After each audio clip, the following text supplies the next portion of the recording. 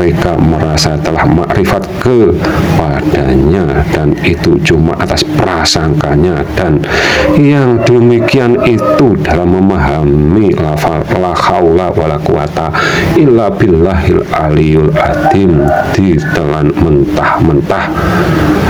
Dan dalam memahami sifat zatnya Allah Subhanahu wa Ta'ala, mereka takwil atau dikias terbalik dengan yang diajarkan ahlu sunnah wal jamaah dalam memahami ayat Al-Quran, iman semua ayat ketuhanan.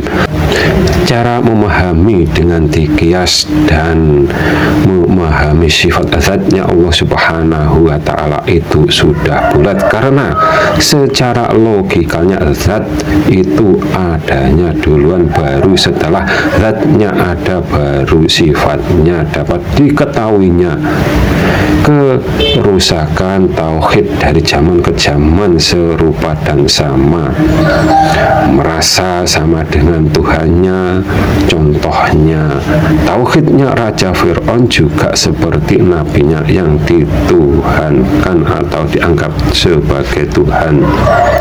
Contoh yang kedua seperti zamannya jahiliyah, Tuhannya dianggap berjisim walau tidak dipatungkan, itu juga disebut pemuja berhala atas prasangkanya. Yang mengajarkan seperti kedua contoh ini mereka dari generasinya Samiri. Samiri disebut dajjalnya di zamannya Nabi Musa.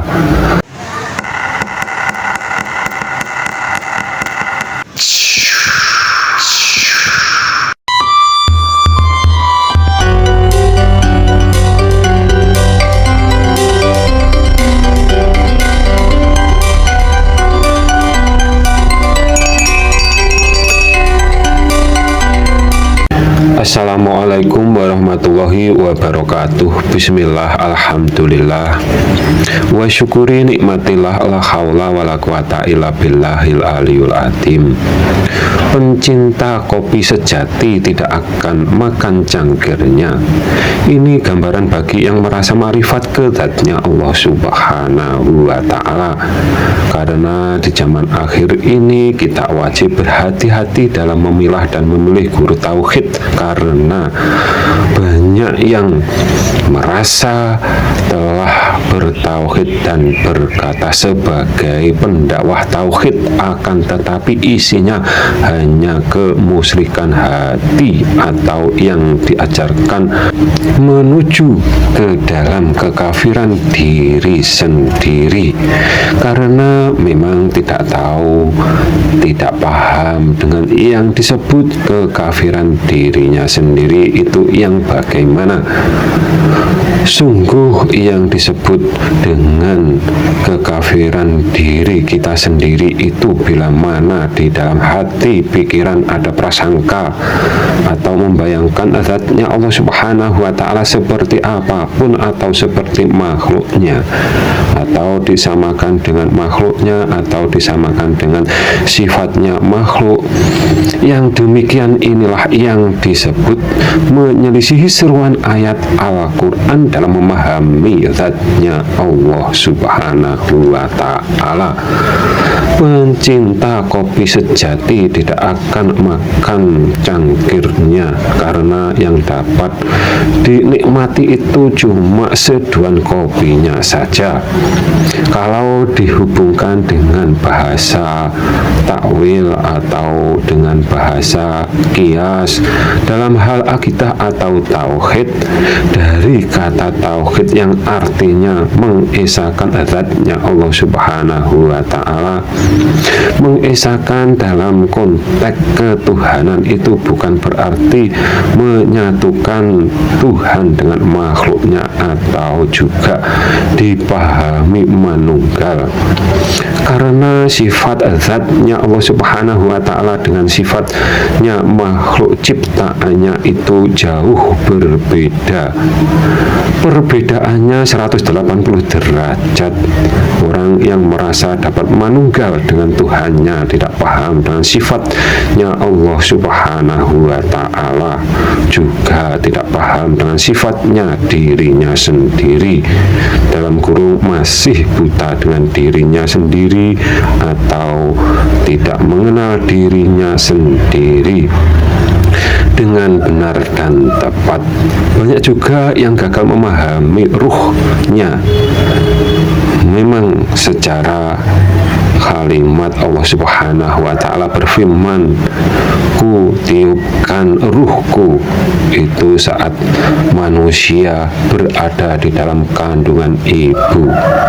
Jasad yang baru berbentuk manusia ditiupkan ruh, setelah itu ruh yang tertiupkan ke janin yang baru sempurna bersaksi dan berjanji hanya Dia yang berhak dituhankan. Dengan kalimat ini yang berarti yang bersaksi itu menjadi ruhnya calon bayi yang akan dilahirkan ibunya. Yang disaksikan ruhnya itu Dia atau dalam kurung Sang Kholik, yang berarti kalimat ini ada dua sisi atau dua bagian. Bagian yang disaksikan dan bagian yang bersaksi. Maksud kami bila ini dipahami manunggal, itu seperti pencinta kopi yang cangkirnya juga ikut dimakannya, seperti jaranan kepang yang kesurupan dalam kurung tidak sadar diri atau buta dengan dirinya, juga buta dengan Tuhannya, karena memang belum makrifat ke zatnya Allah Subhanahu wa Ta'ala.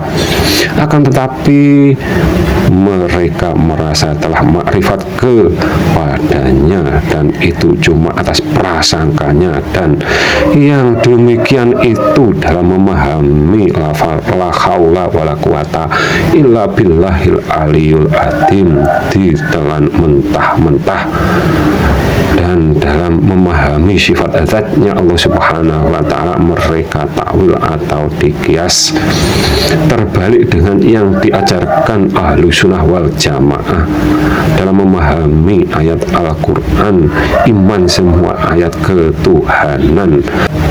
Cara memahami dengan dikias dan memahami sifat zatnya Allah Subhanahu wa Ta'ala itu sudah bulat, karena secara logikanya zat itu adanya duluan, baru setelah zatnya ada baru sifatnya dapat diketahuinya.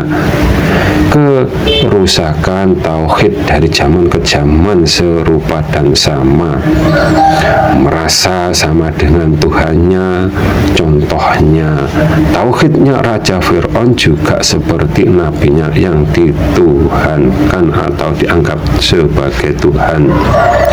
Contoh yang kedua seperti zamannya jahiliyah, Tuhannya dianggap berjisim walau tidak dipatungkan, itu juga disebut pemuja berhala atas prasangkanya. Yang mengajarkan seperti kedua contoh ini mereka dari generasinya Samiri. Samiri disebut dajjalnya di zamannya Nabi Musa. Apabila ada kata yang salah kami mohon maaf, semoga bermanfaat dunia dan akhirat. Akhirul salam, wassalamualaikum warahmatullahi wabarakatuh.